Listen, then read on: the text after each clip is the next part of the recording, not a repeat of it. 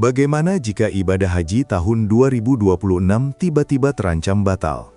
Bukan karena kuota yang dipangkas, bukan karena wabah penyakit, dan bukan pula karena masalah teknis di Tanah Suci, tetapi hanya karena satu hal yang sering luput dari perhatian, regulasi yang belum juga disahkan. Kedengarannya sepele, tapi dampaknya bisa sangat besar. Di saat jutaan calon jemaah haji di Indonesia sudah menunggu bertahun-tahun, bahkan ada yang harus mengantri lebih dari 1 dekade, muncul kabar yang cukup mengejutkan. Persiapan haji 2026 dikabarkan berpotensi mengalami gangguan serius, bukan karena faktor eksternal, melainkan karena persoalan di dalam negeri sendiri. Sebuah undang-undang penting yang seharusnya menjadi dasar utama penyelenggaraan haji, hingga kini belum juga rampung. Padahal, waktu terus berjalan.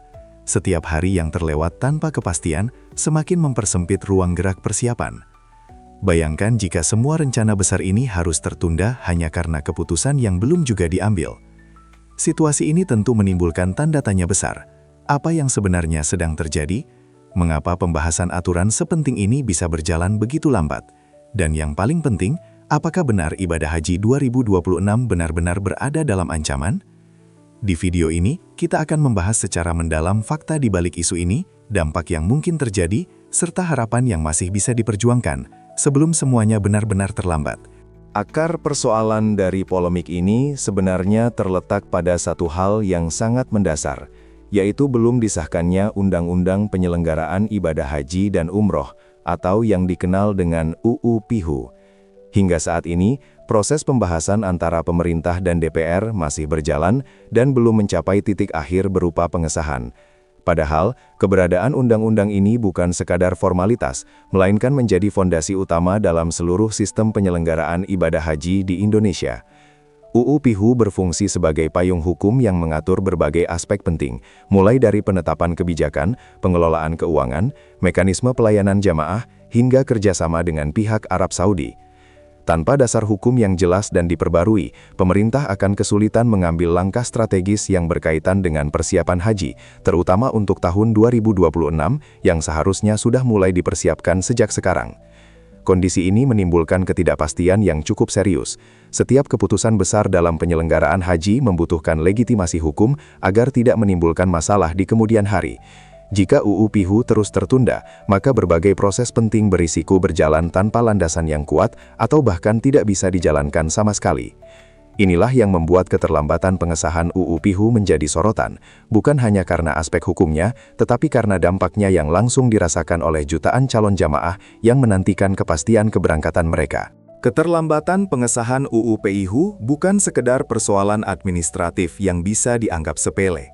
Dampaknya bersifat sistemik dan menimbulkan efek domino yang cukup serius dalam seluruh rangkaian persiapan ibadah haji. Salah satu aspek paling terdampak adalah penetapan biaya haji, yang seharusnya sudah diputuskan jauh hari sebelum keberangkatan. Dalam praktiknya, penetapan biaya haji biasanya dilakukan sekitar 500 hari sebelum musim haji dimulai. Waktu yang panjang ini bukan tanpa alasan. Pemerintah membutuhkan kepastian angka untuk menyusun berbagai komponen pendukung, seperti kontrak akomodasi di Arab Saudi, layanan konsumsi, transportasi, hingga kesiapan petugas haji. Namun, tanpa dasar hukum yang jelas akibat belum disahkannya UU PIHU, proses ini menjadi terhambat. Pemerintah tidak memiliki pijakan kuat untuk mengambil keputusan strategis, termasuk menetapkan besaran biaya yang harus dibayarkan oleh jamaah. Akibatnya, seluruh tahapan lanjutan ikut tersendat. Mitra di Arab Saudi juga membutuhkan kepastian sejak dini, karena mereka melayani jutaan jamaah dari berbagai negara. Jika Indonesia terlambat, bukan tidak mungkin fasilitas terbaik justru diambil oleh negara lain yang lebih siap. Situasi ini tentu merugikan calon jamaah.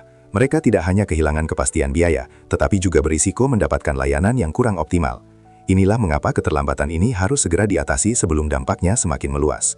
Ini adalah bagian yang paling mengkhawatirkan dari seluruh persoalan yang ada. Ketika Undang-Undang Penyelenggaraan Ibadah Haji dan Umroh belum juga disahkan, maka muncul satu pertanyaan besar. Apakah Haji 2026 benar-benar bisa terancam batal?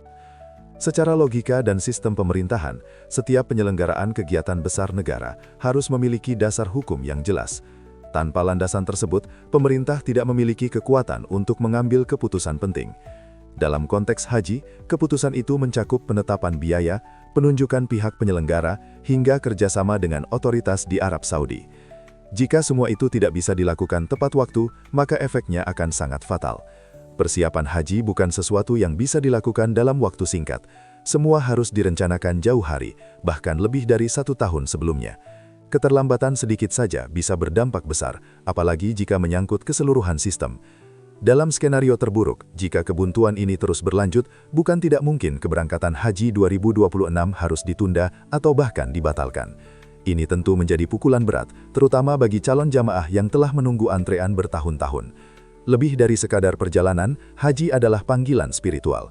Ketika peluang itu terancam hilang karena masalah administratif, maka kekecewaan yang muncul tidak hanya bersifat material, tetapi juga emosional dan keimanan. Situasi ini memunculkan pertanyaan besar yang tidak bisa dihindari. Siapa sebenarnya yang bertanggung jawab atas lambatnya pengesahan Undang-Undang Penyelenggaraan Ibadah Haji dan Umroh? Di satu sisi, pemerintah memiliki peran penting dalam merancang dan mengusulkan regulasi yang dibutuhkan. Namun, di sisi lain, DPR juga memegang kendali dalam proses pembahasan dan pengesahan. Ketika keduanya tidak segera mencapai titik temu, dampaknya langsung dirasakan oleh masyarakat luas.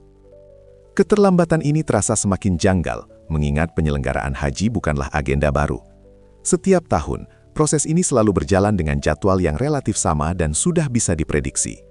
Artinya, kebutuhan akan payung hukum seharusnya sudah diantisipasi jauh-jauh hari, bukan justru tertunda hingga mendekati masa krusial persiapan. Disinilah pentingnya transparansi. Publik berhak mengetahui apa yang sebenarnya terjadi di balik lambatnya pembahasan ini. Apakah ada perbedaan kepentingan, ataukah masalah teknis yang belum terselesaikan? Tanpa penjelasan yang jelas, kepercayaan masyarakat bisa semakin menurun. Lebih dari itu, perlu ada kesadaran bahwa setiap keterlambatan memiliki konsekuensi nyata. Bukan hanya soal administrasi negara, tetapi juga menyangkut harapan jutaan calon jamaah yang telah menunggu bertahun-tahun. Oleh karena itu, semua pihak seharusnya menempatkan kepentingan masyarakat di atas segalanya dan segera mengambil langkah konkret untuk menyelesaikan persoalan ini. Di tengah situasi yang penuh ketidakpastian ini, harapan tetap menjadi hal yang paling dinanti. Banyak pihak, mulai dari pengamat kebijakan, praktisi haji, hingga calon jemaah, sama-sama menaruh harapan besar agar pemerintah dan DPR segera menemukan titik temu dalam pembahasan Undang-Undang Penyelenggaraan Ibadah Haji dan Umroh. Pengesahan UU PIU bukan hanya sekadar formalitas administratif, tetapi merupakan kunci utama untuk membuka kembali seluruh proses persiapan haji 2026. Dengan adanya dasar hukum yang jelas, pemerintah dapat segera mengambil langkah strategis, seperti menetapkan biaya haji, menyusun skema pelayanan, serta menjalin kontrak dengan berbagai pihak di Arab Saudi. Semakin cepat undang-undang ini disahkan, semakin besar peluang untuk mengejar ketertinggalan waktu yang sudah terjadi. Mengingat setiap tahapan penyelenggaraan haji membutuhkan perencanaan matang dan waktu yang tidak singkat, percepatan menjadi sesuatu yang tidak bisa ditawar lagi. Selain itu, transparansi dalam proses pembahasan juga sangat dibutuhkan agar publik mengetahui sejauh mana progres yang telah dicapai.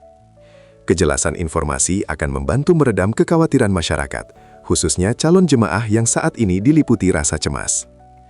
Pada akhirnya, semua pihak tentu menginginkan hal yang sama, penyelenggaraan haji yang lancar, aman, dan tidak merugikan siapapun. Oleh karena itu, langkah cepat, tepat, dan penuh tanggung jawab dari para pemangku kebijakan menjadi harapan terbesar saat ini. Pada akhirnya, isu ini bukan sekadar tentang lambatnya pengesahan sebuah undang-undang. Ini adalah tentang harapan jutaan umat yang telah menunggu begitu lama untuk menunaikan ibadah haji.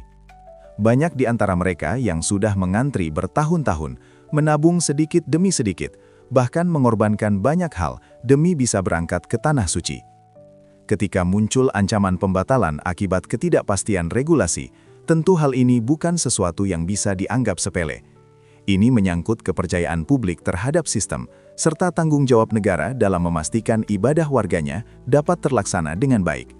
Karena itu, penting bagi semua pihak, baik pemerintah maupun DPR, untuk segera mengambil langkah cepat dan tepat. Proses pembahasan tidak boleh terus berlarut tanpa kepastian, apalagi jika dampaknya langsung dirasakan oleh masyarakat luas. Kita semua tentu berharap keputusan terbaik bisa segera diambil, bukan hanya demi kelancaran penyelenggaraan haji 2026, tetapi juga demi menjaga kepercayaan dan harapan para calon jemaah. Jangan sampai mimpi suci yang sudah lama dinantikan harus tertunda, hanya karena persoalan yang sebenarnya bisa diselesaikan dengan komitmen dan keseriusan. Semoga Haji 2026 tetap berjalan lancar, dan setiap jemaah bisa berangkat dengan tenang, penuh keyakinan dan tanpa rasa khawatir. Kalau menurut kamu, apakah keterlambatan pengesahan UU ini bisa benar-benar berdampak besar hingga mengancam keberangkatan Haji 2026? Atau justru ini masih bisa dikejar dan diselesaikan tepat waktu? Tulis pendapat kamu di kolom komentar, karena suara kamu penting untuk kita bahas bersama. Jangan lupa juga untuk dukung channel ini dengan cara klik tombol subscribe, like, dan share ke teman-teman kamu, supaya informasi penting seperti ini bisa menjangkau lebih banyak orang. Terima kasih sudah menonton, tetap bijak menyikapi informasi, dan sampai jumpa di video selanjutnya. Wassalamualaikum warahmatullahi wabarakatuh.